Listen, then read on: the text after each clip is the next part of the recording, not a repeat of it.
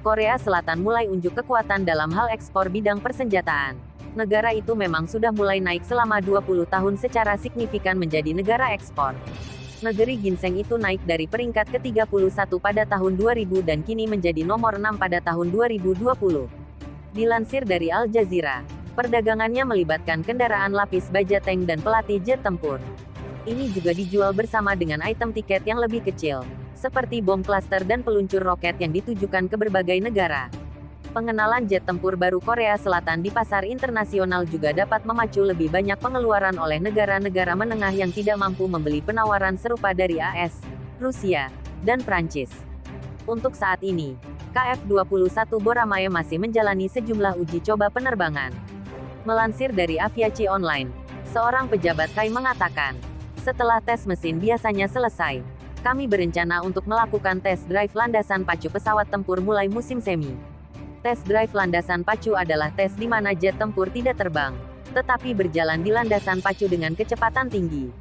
Seorang pejabat KAI berkata, ini adalah waktu yang paling menegangkan. Jika semuanya berjalan lancar, KF-21 Boramae diharapkan dapat terbang untuk pertama kalinya pada akhir Juni. Awalnya, uji terbang perdana dijadwalkan akan dimulai pada Juli. Namun proses perakitan dan persiapan uji terbang berjalan lancar, sehingga jadwal dimajukan.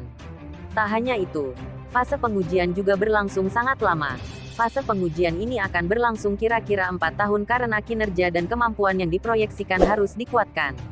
Dilansir dari Hankyoreh, uji terbang KF-21 akan dilakukan pada Juli tahun 2022 dan memulai produksi massal pada Juni tahun 2026.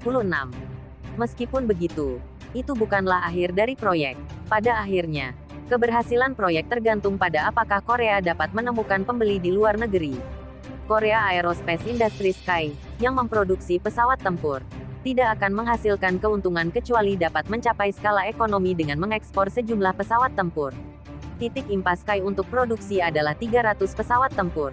Di samping itu, Korea Selatan memiliki target untuk melakukan ekspor ke Asia Tenggara. Jika Korea dapat memasok pesawat tempur ke Indonesia dan kemudian menggunakan negara itu sebagai basis untuk melakukan penjualan ke negara-negara lain di Asia Tenggara, itu dapat mencapai skala ekonomi. Meskipun demikian, belum ada negara di Asia Tenggara yang menyatakan minatnya pada KF-21. Alih-alih begitu, justru UEA sudah mengunjungi fasilitas militer Korea Selatan, menunjukkan minatnya pada pesawat tempur generasi 4++ itu.